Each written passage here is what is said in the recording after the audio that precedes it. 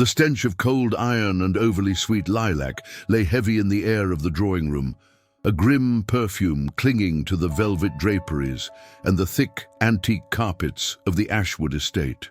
It was an overwhelming odor, sickeningly rich, suggesting not a violent, messy struggle, but a deliberate, almost surgical outpouring of life.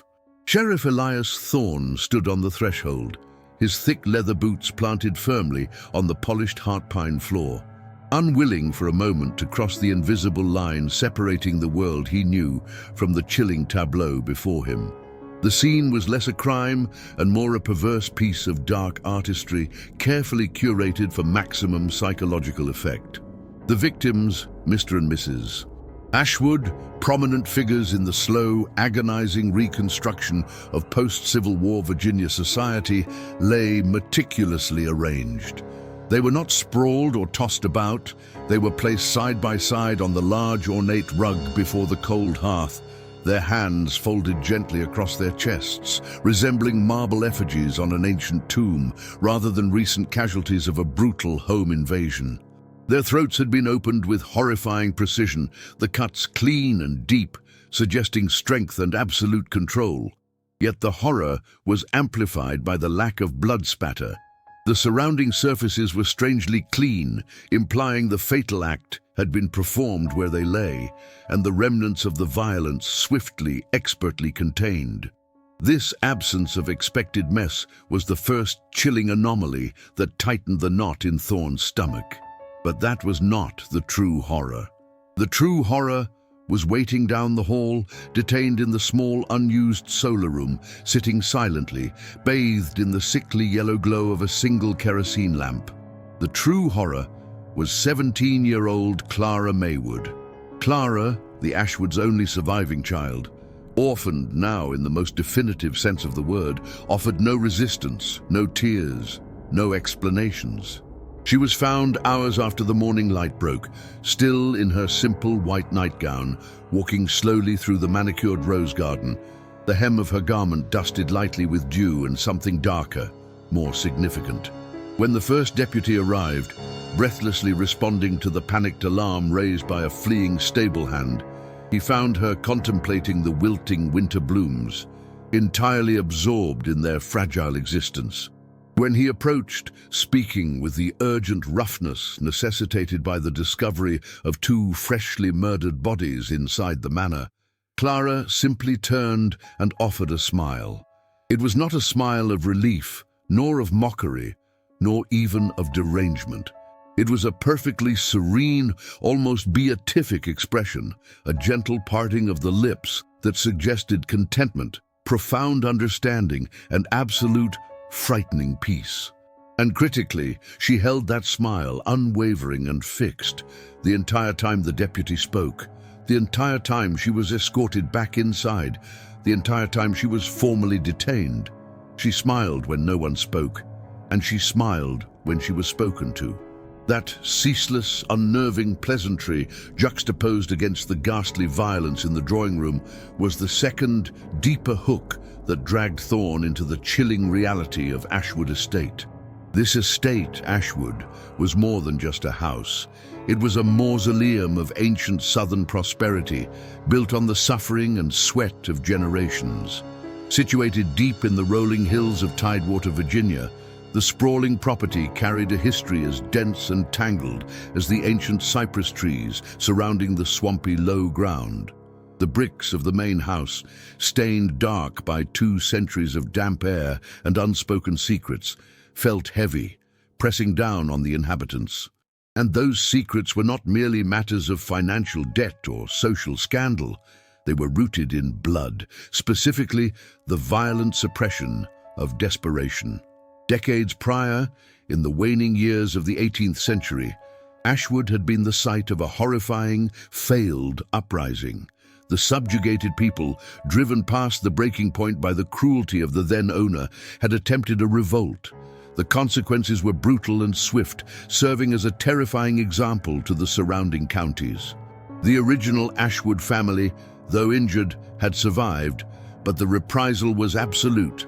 A massacre conducted in the deepest, most shadowed groves behind the servants' quarters. The history books recorded it vaguely as a necessary intervention, but local whispers spoke of things far worse than simple executions, of prolonged suffering, of spirits eternally tied to the land, and of a silence so profound after the event that the birds stopped singing in the ashwood trees for an entire year. Thorne, a man who prided himself on hard-headed pragmatism, usually dismissed such folklore. But standing there in 1890, gazing at the unnatural stillness of the newly murdered Ashwood generation, he felt the oppressive weight of that history pressing down like humid summer air. The setting itself contributed to the developing sense of dread. Autumn in Virginia was usually crisp and bright, but this day was cloaked in a perpetual twilight. The estate's interior, designed for grandeur, now felt suffocating. Heavy mahogany furniture, draped in dust sheets in unused rooms, cast spectral shapes. The air conditioner, or rather the lack thereof, coupled with the heavy velvet curtains drawn against the meager light, meant the house was perpetually chilled, a bone-deep cold that transcended mere weather. Thorne knelt by the victims, his professional detachment struggling against the personal nature of the crime. Mr. Ashwood, a man known for his bluster and iron-fisted control over local politics, looked surprisingly small in death, his face frozen in a look not of terror, but of pure, profound surprise. Mrs. Ashwood, known for her sharp tongue and severe piety, held a similar expression. There were no signs of a struggle, no broken vases, no upturned chairs, no defensive wounds on their arms. This strongly suggested that the attack was either sudden beyond measure or, perhaps more disturbingly, occurred while they were incapacitated or trusting of their attacker. "She used one of their own implements, Sheriff," whispered Deputy Hollis, his voice trembling slightly, his eyes constantly darting toward the hallway where Clara was held. "A carving knife from the kitchen pantry, cleaned and placed back in the block, save for a few specks." Thorne straightened, pushing his heavy mustache back from his lip. "She cleaned it after this? Immaculate, like she was preparing for Sunday dinner, not ending two lives." Hollis wrung his hands, the polished brass badge on his chest catching the poor light. "We found her nightgown, too. Damp, as I said, but the blood was mostly concentrated near the hem, not much on the torso. She must have been kneeling for a long time." This meticulous post-mortem care elevated the crime beyond simple rage or necessity. It spoke of deliberation, of ritual, perhaps even reverence. Thorne knew madmen committed murder, but this was the work of a mind that seemed profoundly, disturbingly organized. And then there was the smile. Thorne took a tour of the rest of the house, looking for any sign of a break-in, an accomplice, or any explanation that did not involve the sweet-faced girl sitting quietly in the solar. The doors and windows were locked from the inside. The estate's few remaining domestic staff, an elderly cook and the stable hand, swore that Clara had seemed perfectly normal the previous evening. Quiet? Yes, but she was always quiet. They had heard nothing in the night, only the profound, deep quiet that enveloped Ashwood after dusk. This led Thorne back to the original conflict, the utter silence. How could such a violent act occur without a sound loud enough to rouse the house? If the victims were awake, they would scream. If they were asleep, the sudden, sharp pain of the cut would surely elicit a cry of agony. Yet every testimony pointed to an absolute, terrifying vacuum of sound. It was as if the air itself had absorbed the violence, containing it within the dense walls of the manor. As Thorne moved through the dining room, his gaze fell upon an antique writing desk tucked into a shadowy corner. On it sat a stack of leather-bound journals, clearly belonging to the Ashwood patriarch. Seeking any clue regarding grudges or enemies, Thorne quickly riffled through the recent entries. They were dry, discussing crop yields, local debts, and complaining about the shiftless nature of modern youth.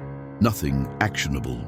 He noticed a much older, brittle volume tucked beneath the others, its cover faded to a pale, mottled green.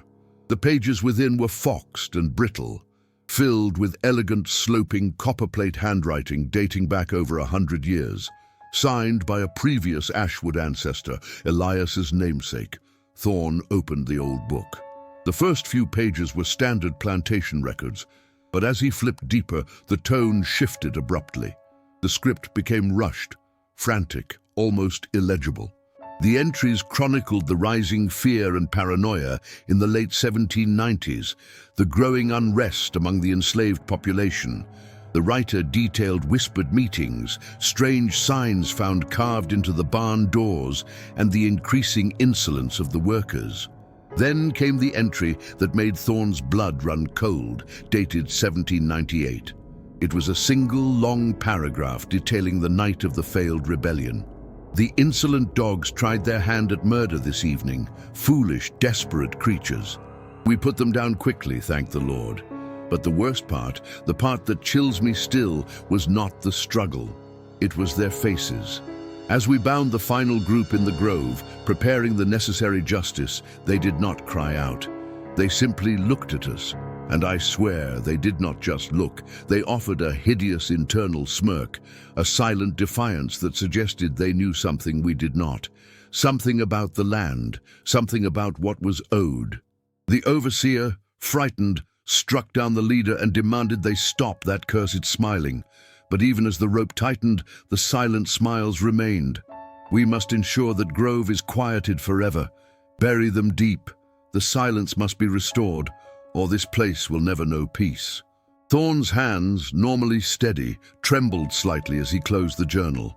He had found the root, the historical trauma that permeated the Ashwood soil. The forced silence, the cruel justice, the horrifying internal smiles of the doomed. It all echoed across the decades, right into the horror of 1890. The pattern was disturbing, a violent act followed by an unholy, serene composure. He immediately sought out Clara Maywood. He needed to see that face again, to test the absolute serenity against the weight of the manor's history. The solar room was small and bright compared to the rest of the house, offering a harsh, unforgiving light to the girl seated on the stiff, upholstered settee. Her white nightgown, slightly rumpled, made her look spectral, almost out of time. Her hair, the color of wet straw, was braided loosely down her back. When Thorne entered, she did not flinch, did not turn her head sharply, but simply adjusted her gaze to meet his. And there it was, perfect and absolute, the smile. Her eyes, a pale, startling green, were wide and perfectly clear, reflecting the lamplight. They showed no fear, no guilt, no remorse. They showed nothing but a deep, unnerving understanding. Thorne pulled up a hard wooden chair opposite her, the chair legs scraping loudly on the floor, the first truly abrasive sound in the otherwise quiet mansion. He sat heavily, resting his forearms on his knees, his bulk filling the small space. "Clara," he began, his voice surprisingly gentle, seeking not to provoke but to penetrate the veil of her composure. "We need to talk about your mother and father." The smile did not waver. The lips remained curved, the corners tucked slightly upward. It was a smile of profound secrecy. Thorne tried again, his tone hardening slightly. "You were there. You were in the house." Absolute silence. The girl breathed slowly, rhythmically. The kerosene lamp hissed faintly in the background, the only other sound besides the slow, heavy beat of Thorne's own heart. He decided to introduce the history, to see if it would break her. "This house, Clara, has seen much death, much unnatural quiet. Do you know about the Grove out near the old slave quarters, the uprising of 1798? He watched her eyes carefully. For a flicker, just a brief, almost imperceptible moment, the pale green eyes seemed to deepen, gaining a spark of ancient recognition, as if he had spoken a long-forgotten family incantation. But then the moment passed, and the gaze returned to its serene neutrality. The smile remained fixed, unmoving, unsettling. Thorne realized with a sickening certainty that the Clara Maywood sitting before him in 1890 was not merely a murderer, but a vessel, a consequence of the unfinished business of the past century. She was the absolute, perfect silence, that the manor had been waiting for since the executions in the shadowed grove. She had restored the quiet, not through repression, but through finality. "The knife," Thorne pressed, leaning closer. "Why did you put it back?" The smile tightened slightly, almost imperceptibly, as if she appreciated the efficiency of the question. "You haven't said a single word since they found you, Clara. Not a denial, not an excuse, not a cry. Why?" The silence stretched, long and excruciating, filling the small room until Thorne felt physically pressured by the void. Finally, Clara took a deeper breath, her chest rising gently beneath the white cloth. Thorne leaned forward eagerly, waiting for the confession, the explanation, the break in her terrifying facade. But she did not speak. She simply held the gaze, held the perfect, sickening smile, a silent testament to the horrifying crimes that had been committed in the stillness of the Ashwood night. She was the girl who smiled when no one spoke, and in her silence lay the truth of the manor's eternal, cyclical violence. This was not the end of the Maywood tragedy, it was merely the opening of the tomb. The investigation had just begun, and the greatest task was not proving guilt, but deciphering the meaning hidden behind that utterly serene, horrifying smile. We must understand what this quiet girl knows, and why she felt such deep, profound contentment in the face of absolute horror, a contentment echoing from the darkest roots of Virginia history. The confrontation with her secrets has only just begun. The oppressive heat of a late Virginia summer, 1890, hung thick and wet over the Maywood estate, a humidity that seemed less meteorological and more a physical manifestation of long-held corruption. It clung to the peeling whitewash of the antebellum structure, seeped into the cracked leather of the parlor furniture, and muffled the few sounds that dared to challenge the pervasive silence.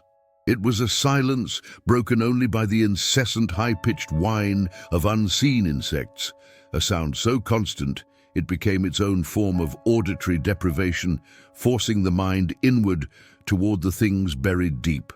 The initial unsettling nature of Clara Maywood's detached, perpetual smile and her resolute refusal to speak was, for the investigators and the few journalists who braved the sequestered location, only the surface ripple of a profound sickness. The true, horrifying depth lay not in the girl herself, but in the soil beneath her polished leather boots. The soil that had absorbed generations of suffering and brutality, demanding a reckoning that now seemed to find its terrible expression through the silent, smiling architect of recent, unspeakable tragedy. To truly comprehend Clara, one had to first understand the foundation upon which the estate was built, a history deliberately obscured by generations of Maywood vanity and legal maneuvering. The estate was once known as Shadow Creek, and its darkest period coalesced around the mid-1850s, a time when the fever pitch of the peculiar institution reached its apex in the South. The Maywoods, specifically Silas Maywood, Clara's great-uncle, a man whose brutality was whispered even in the darkest corners of the nearby county seat, were infamous for their iron-fisted control and their disdain for the burgeoning abolitionist movements taking hold further north. Silas Maywood treated his enslaved workforce not merely as property, but as disposable mechanisms of labor capable of limitless suffering before their use expired. The conditions were monstrous, fueled by a relentless drive for profit from the tobacco fields. It was this sustained, systematic cruelty that forged the rebellion, an action less of hopeful uprising and more of terminal, desperate defiance. The spark was small, born in the deep darkness of the quarters during a period of enforced starvation following a poor harvest. A man named Cato, renowned for his quiet strength and wisdom among the others, along with two women, Leah and Minta, coordinated the attempt. They sought not freedom in the north, a dream too distant and perilous, but a swift, bloody end to their tormentors.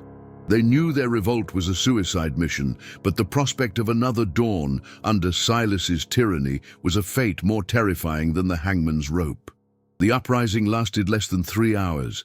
It began just before dawn. Crude tools and stolen kitchen implements were the only weapons they possessed. They managed to strike down 3 overseers before Silas was alerted. But Silas Maywood was a cautious tyrant. His main house, despite its elegant facade, contained a hidden armory, and his neighbors, plantation owners, equally paranoid, were only a shouted call away. The retaliatory force was overwhelming, composed not only of Maywood's remaining hired muscle, but of dozens of armed men from surrounding estates, eager to crush any hint of insubordination before it spread. The violence that followed was not merely the suppression of a revolt, it was a ritualistic purge, meant to terrify and incapacitate the entire region through exemplary horror. The captured were not simply executed. Silas, driven by a perverse need to re-establish total control through agony, demanded meticulous cruelty. Cato, Leah, and Minta, the perceived ringleaders, vanished entirely from historical records, a blank space often more frightening than documented atrocity. Local folklore, the kind told only in hushed tones after the Civil War ended and Reconstruction began to crumble, suggested they were subjected to measures of torture so medieval and protracted that their disappearance was preferred over the public revelation of their fate. It was rumored they were buried alive, not in the ground, but sealed within the foundation walls of a newly constructed smokehouse, their silent screams forever muffled by mortar and brick. The remaining men and women who had even remotely participated were subjected to a public spectacle. The gallows were erected near the great oak at the edge of the property, visible from the road leading to town. But the hanging was too swift for Silas. Instead, the victims were often beaten, mutilated, and then left exposed, sometimes for days, before a final, agonizing death was allowed. This sustained atmosphere of dread, where life was held only by the whim of a manic, unforgiving master, poisoned the land. This history, this deep well of unresolved suffering, was the atmospheric inheritance Clara Maywood absorbed. When the investigators arrived in 1890 to inquire about the peculiar disappearances that had recently plagued the Maywood vicinity, the missing local farmhand, the vanishing salesman, the inexplicable silence surrounding the whereabouts of the estate's housekeeper, they found themselves wading through historical muck that clung to their boots like swamp mud. They spoke to the few long-standing local residents, black and white alike, who held the keys to the plantation's true ledger. These conversations were characterized by averted eyes and quick shifts in topic. There was a collective, generations-old agreement to look away from Shadow Creek's past. It was a silence born of fear during slavery and sustained by a mixture of shame and the pervasive Jim Crow legal structure that encouraged the erasure of historical black suffering and resistance. One investigator, a young man named Elias Thorne, newly arrived from Richmond, found himself obsessed with the physical remnants of the revolt. The great oak still stood, its thick branches twisted and reaching like skeletal arms. Locals refused to cut branches from it, claiming the wood was eternally wet, refusing to burn, and that at night, if the wind was right, you could hear a faint metallic groan emanating from its base. Thorne also found the remnants of the old slave quarters, now overgrown with invasive vines far down a crumbling path. He noted that unlike other abandoned sites where nature quickly reclaims what man relinquishes, these ruins seemed unnaturally preserved, caught in a stagnant state of decay. The air here was colder even in August, and the silence was different. Not the lack of noise, but the aggressive presence of silence, a vacuum that swallowed sound. In one collapsed structure, Thorne found a single hand-carved wooden doll, its face scarred and expressionless. It was partially buried in the compacted dirt floor. When he picked it up, a fine layer of disturbed earth settled onto his hand, and he felt an immediate, profound chill. He wondered how many generations of children had been born into, lived and died within the crushing reality of Shadow Creek, their hopes and humanity annihilated by the Maywood name. Clara, the girl who smiled when no one spoke, was the latest, perhaps the final custodian of this toxic legacy. The investigators initially sought common motives: monetary gain, thwarted romance, simple insanity.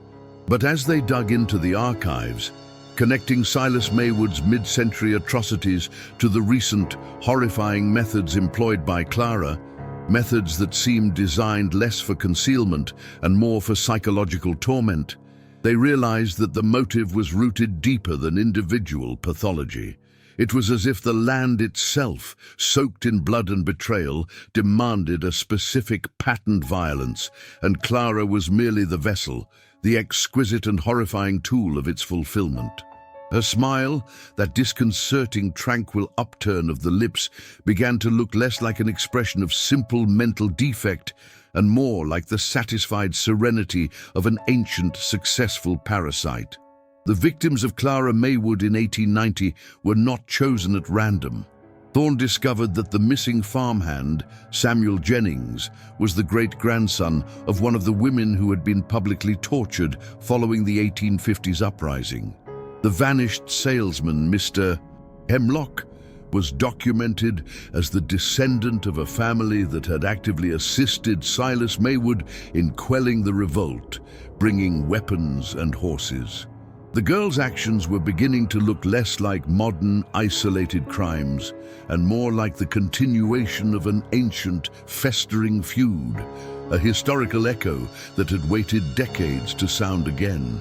The question was not why Clara was killing, but why now, and what confluence of spiritual rot and human evil had allowed the historical violence of Shadow Creek to finally bloom into the silent, smiling horror of the Maywood estate in the twilight of the century.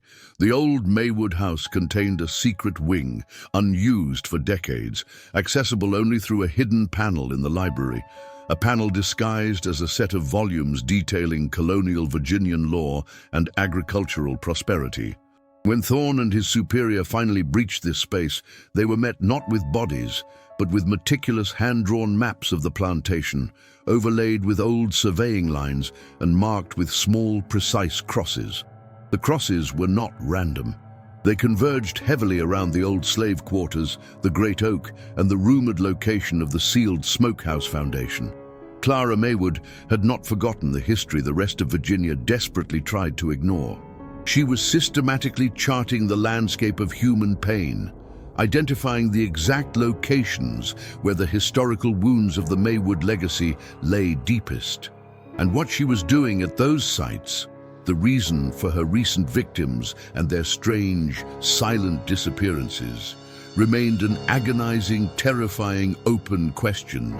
The silence she imposed on herself was a reflection of the centuries of enforced silence she was determined to break, not through righteous speech, but through renewed, focused, and utterly silent brutality. The house was not haunted by ghosts. It was occupied by the inescapable operational memory of its own past sins, now executed by a girl who had found peace only in the act of historical correction, a terrible, smiling justice measured out in fresh blood. The air grew thicker still, pressing down with the weight of unquiet souls. The truth of Clara Maywood was not merely a crime story. It was a horror story centuries in the making. The heavy Virginia air hung thick and sour inside the crumbling structure of the Maywood Manor. It was not merely the smell of neglect or the damp rot consuming the century-old timbers, but an odor of preserved malice, a cold metallic tang that defied the sweltering heat of the late summer of 1890. The researcher, a man burdened by the weight of unspoken history, moved through the remnants of the library, his candle casting weak, flickering shadows that seemed to recoil from the dust motes dancing in the meager sunlight. The investigation had moved past the superficial horror of the gruesome discovery. The true horror was the realization that the silence surrounding Clara Maywood was a silence born not of ignorance, but of centuries of willful suppression. The deeper the researcher delved, the more it became clear that the current nightmare was merely the fruit of a poisonous root buried deep beneath the Maywood estate. He was searching for any record, any diary entry, any financial ledger that could explain the sudden and violent rupture of the Maywood family peace, and instead he found history itself, bound in brittle leather. Tucked away behind a false panel in the hearth of the master study, a panel designed to conceal not wealth, but truth, lay a heavy, wrought-iron box. It was locked, but the mechanism, corroded by humidity and time, yielded easily to a sharp tool. Inside was not jewelry or gold, but documents, parchments yellowed to the shade of aged bone, tightly scripted in the sprawling, authoritative hand of an ancestor, one Tobias Maywood, dating back to the late 1700s. This was the second hook, pulling the present atrocity into the chilling depth of the past. Clara Maywood's horrifying smile, the smile that accompanied her worst acts when no one was speaking, suddenly seemed less a singular instance of madness and more a recurring fever afflicting the entire bloodline. The contextualization shifted rapidly from the immediate scene of the crime to the foundation of the plantation itself. The Maywood land was consecrated by bloodshed long before the current tragedy. Tobias Maywood's ledger was not a typical account book.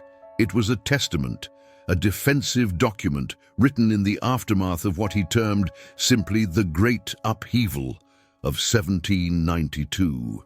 The entries were chillingly precise, detailing not crops and trade, but discipline, fear, and ultimate devastating retribution. The conflict now solidified. The Maywood family had maintained its prosperity and reputation through a meticulously managed campaign of terror, culminating in the complete and brutal eradication of an internal rebellion. Tobias detailed the uprising with a cold, almost clinical disgust, speaking of the audacity of the enslaved community to demand their very humanity. He chronicled the swift, unforgiving counterattack, the hunts through the tangled thickets of the Virginia woods, and the eventual capture of the leaders. The paper smelled of mildew and stale ink, yet the words leaped out with the raw stench of fear and death. The open loops surrounding Clara's own silence and the peculiar circumstances of her parents' disappearance began to braid with these historical facts. Was Clara's quiet, fixed smile a reflection of the Maywood family's ability to bury monstrous acts while presenting a placid, respectable face to the world? Was the land itself whispering the names of the dead into the ears of the remaining living members? The development portion of the investigation now focused entirely on the ledger. Tobias Maywood wrote expansively about the night of the retributions. He detailed the construction of a temporary gallows, not for hanging, but for display near the old smokehouse. The text painstakingly described the execution of 3 men and 2 women, the supposed leaders of the revolt. But the true horror lay in the subsequent passage, describing what was done to ensure no future resistance. We made an example that night, one that would echo across the fields and into the very dreams of the remaining property, Tobias wrote, the pen strokes heavy with self-righteous cruelty. He described a secret ritual, not of religious fervor, but of cynical power, the forced gathering of the remaining enslaved population to witness the desecration of the bodies, followed by their burial in unmarked graves beneath the ancient, twisting oak at the edge of the property, a place the current Maywood family had always warned Clara away from. The writing escalated into a manic justification, where Tobias declared that by sacrificing the rebellious few, he had cleansed the land and secured his line against the savage ambition of the lesser man. The researcher felt a chill far colder than the summer heat as he read Tobias's final entry concerning the massacre. One of the women, named Ilara, the witch or healer of their meager assembly, looked upon us with eyes full of a strange, quiet triumph, even as the rope tightened. She smiled, a dreadful, knowing smile, and spoke a curse, not upon our lives, but upon our legacy. She said that the silence we imposed would one day consume us, and that the vengeance of the forgotten earth would be carried out by the hands of the child who smiles when all others weep.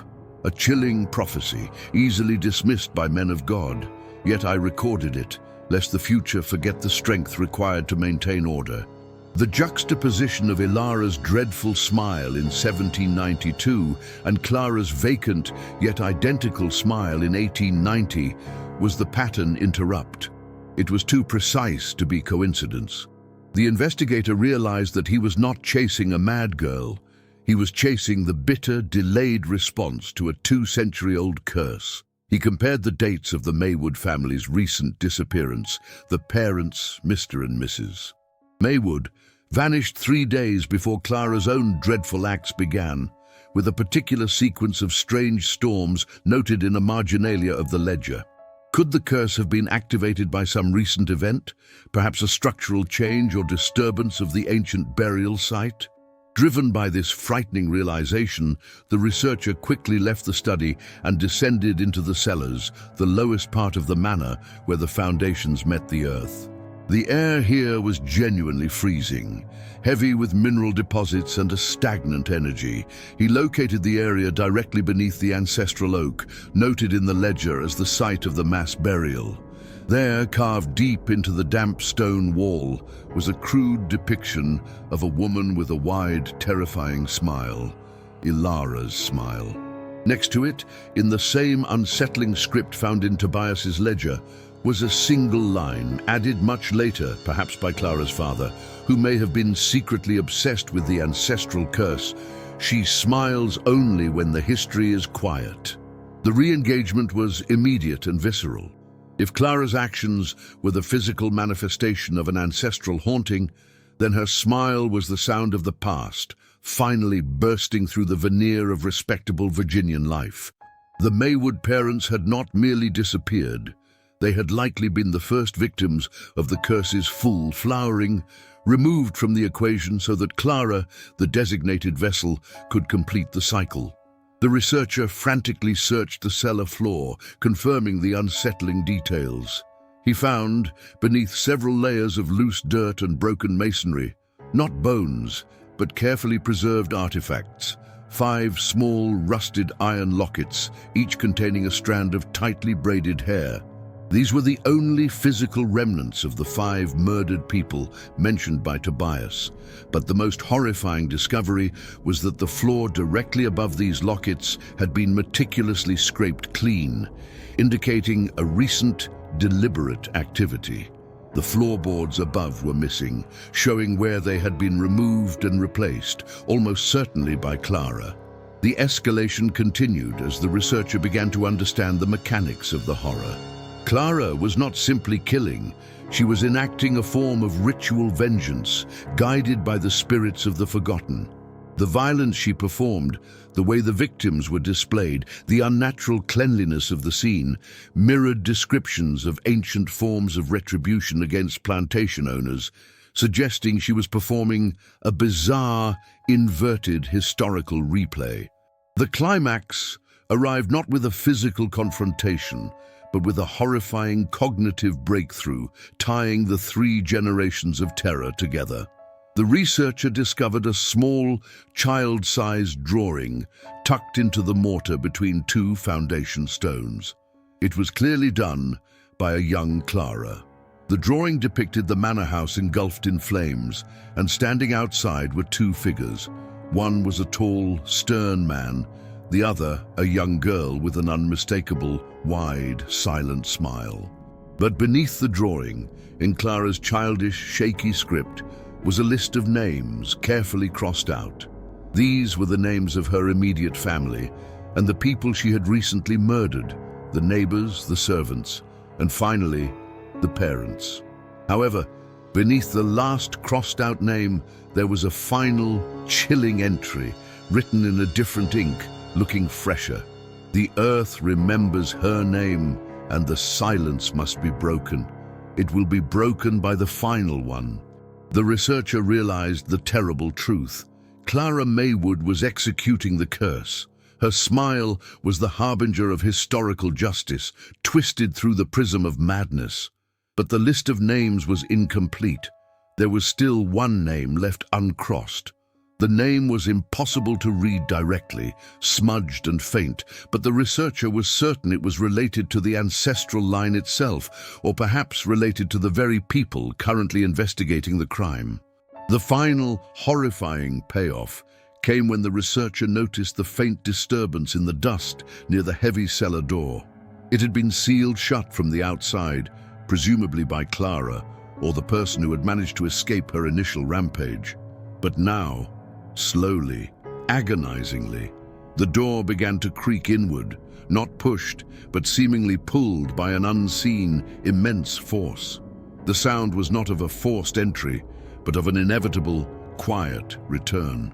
The silence that had accompanied Clara's terrible smile was about to be broken, and the researcher was now trapped between the vengeful past and the murderous present. The final confrontation was no longer just about Clara Maywood's crimes of 1890. It was about facing the 2 centuries of unatoned evil that had finally manifested its horrifying presence. He knew he had uncovered the reason why the girl smiled when no one spoke.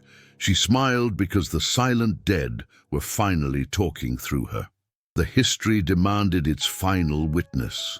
The heavy, groaning sound of the massive oak door swinging open echoed in the oppressive silence of the cellar, signaling that the last chapter of the Maywood tragedy was not merely waiting to be written, but was now arriving.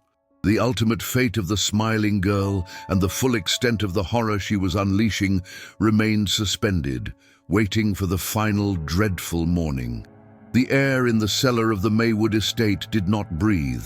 It merely hung, thick with the scent of dried earth, sulfur, and the indescribable sweetness of long-ago decay. Detective Harrison, his lamp casting frantic dancing shadows against the rough-hewn stone walls, felt the chill penetrate bone and marrow, a coldness far deeper than the October night outside. He had followed the faint, almost invisible track, a disturbance of dust along the floorboards in the library, leading to a hidden latch beneath an immense, soot-stained rug. This was not the orderly, respectable terror of Clara's superficial world. This was the foundational rot of history itself, the unacknowledged sub-basement of the Virginia gentry. The staircase was makeshift and terrifyingly steep, descending into a space clearly not intended for routine use. It was a vault, not a cellar, protected by a heavy iron door whose hinges groaned a protest that seemed to belong to the preceding century. Once inside, the detective's lamp revealed not barrels of cider or preserved jams, but a shrine, or perhaps an archive of depravity. The room was dominated by a single imposing mahogany desk, inexplicably placed in this subterranean chamber, and lined with stacks of crumbling documents. On the desk lay the final gruesome remnants of Clara Maywood's last known victim, not a whole body, but a collection of carefully arranged personal effects, pristine and mocking, surrounded by dried stains that glowed almost black in the lamp's unsteady light. This was the climax of the silence, the endpoint of the horror, the moment when the smiling girl finally revealed the source of her horrifying inspiration. Harrison's hands trembled, not from fear of physical assault, Clara was not here, but from the crushing weight of the historical evil emanating from the damp parchment. He began to sift through the documents, the 1890s slipping away rapidly, replaced by the grim realities of generations past. There were deeds, property inventories, and most damningly a series of bound journals written in precise looping cursive belonging to the first Maywood patriarch who had established the estate in the late 18th century. The pages detailed not financial transactions, but human costs. The journals meticulously recorded the management of the property, the planting cycles, and then, with sickening dispassion, the account of the revolt.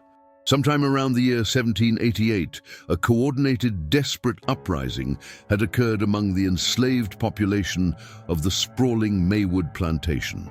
The patriarch, a man named Bartholomew, had written in chilling detail about the chaos, the brief, terrifying flicker of freedom, and the swift, brutally efficient suppression.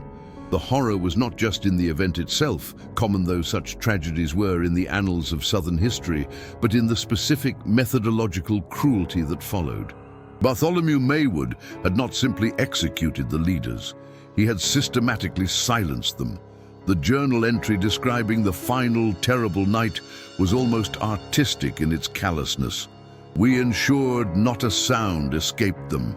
Their fear was profound, their anguish immense, but the dignity of the gentry required silence. We made certain the earth received them without the slightest disturbance to the peace of the home. The entry concluded with a note on the unusual burial site, directly beneath the foundation of what would eventually become the family library, the room where Clara Maywood would centuries later sit, quietly reading and smiling. The land, the family believed, would absorb the transgression, sealing the silent anguish into the very structure of the house. Harrison realized with sickening clarity the link between the long-dead victims and Clara's recent atrocities. The enslaved people who had been murdered and buried without a sound, their final screams stifled by the Maywood family's fear of disruption, were speaking now, through the only descendant capable of truly hearing them. Clara's constant, silent smile was not a sign of her own sociopathy, but the horrific manifestation of external voices, the long, muffled, historical screams she was executing retribution for. Every time she murdered a respectable citizen of 1890s Virginia, a judge, a councilman, a prominent merchant, she was, in her twisted perception, acting as the historical instrument of justice, replicating the silence that had been forced upon the original victims.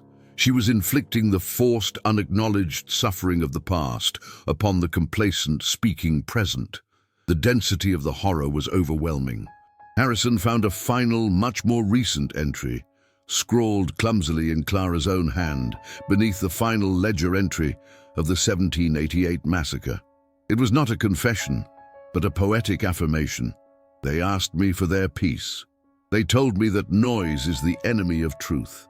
I am the collector of silence, the restorer of lost sounds. The smiling is the loudest thing they let me do. As Harrison absorbed this revelation, the sound of the iron door above him grating open shattered the silence. Clara Maywood stood silhouetted at the top of the stairs, not descending, merely observing. She wore her familiar day dress, meticulously buttoned at the neck, and her pale face was composed, crowned by her immaculate auburn hair. The lamp at the bottom of the vault cast a harsh upward glare, emphasizing the smooth, perfect curve of her mouth. She was smiling, of course, wider and more profoundly serene than Harrison had ever witnessed. It was a smile that stretched from ear to ear, an expression of ultimate, terrifying fulfillment. "You found their peace," she stated, her voice soft, almost musical, utterly devoid of malice, carrying only the calm assurance of a job meticulously completed.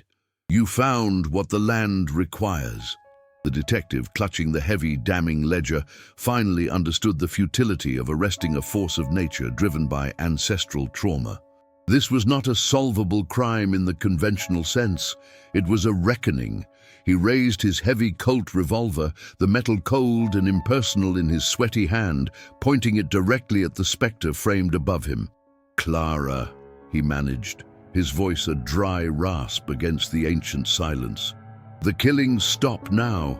She did not flinch, did not move to flee, did not offer resistance. Her eyes, those unsettlingly clear pools of blue, remained locked on his, reflecting the flickering lamplight. "They are already finished, detective," she replied, her tone conversational, as if discussing the weather. "The ledger is balanced. The requirement of the first Maywood generation has been met by the last." The confrontation ended abruptly, not in a struggle, but in a final, horrifying moment of surrender. Clara Maywood simply tilted her head, the smile never wavering, and stepped deliberately backward, plunging into the shadow of the open trapdoor.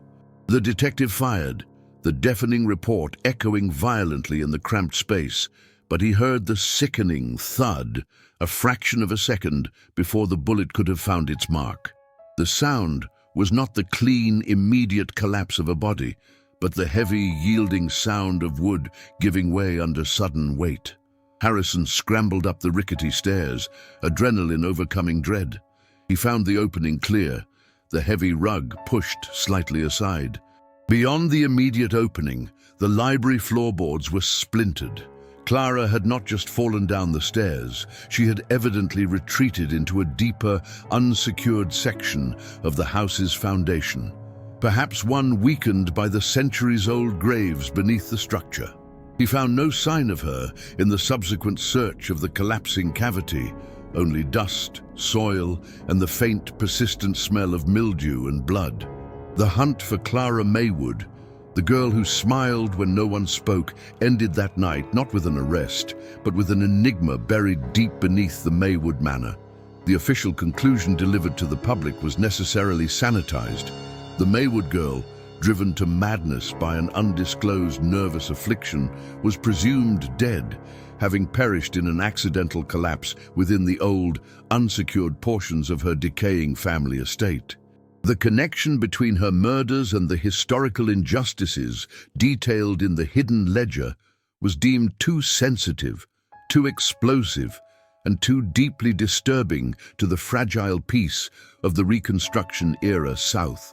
Detective Harrison ensured that the original journals, along with Clara's chilling final affirmation, were sealed away in the darkest corner of the state archives, filed under unnatural historical disturbances, never to be publicly acknowledged. But the story did not die. The Maywood estate was condemned and abandoned.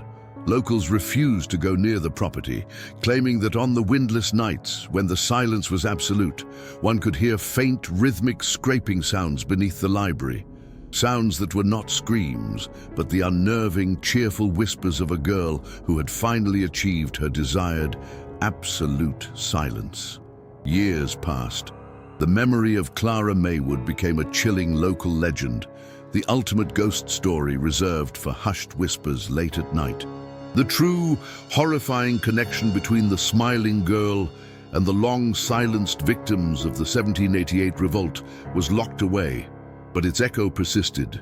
They said that any person who dared to walk the perimeter of the decaying estate at midnight and listened closely would not hear cries of pain, but only a faint, unnerving sound, the high, thin sound of a girl smiling in the dark, a smile that tasted of old earth, fear, and the unaddressed sins of generations. It was the sound of history finally speaking, and it spoke in perfect, absolute silence. The Maywood curse was the realization that the past, however deeply buried, always found a way to exact its final, smiling retribution upon the present. If this final, detailed accounting of Clara Maywood's crimes and their spectral origins has chilled you, consider the deeper silences that remain undisturbed in the foundations of your own history. If you are intrigued by the relentless grip of generational trauma and the silent horrors that underpin even the most tranquil facades, explore the untold stories of retribution waiting in the dark corners of the past. Perhaps you too will find a smile waiting for you.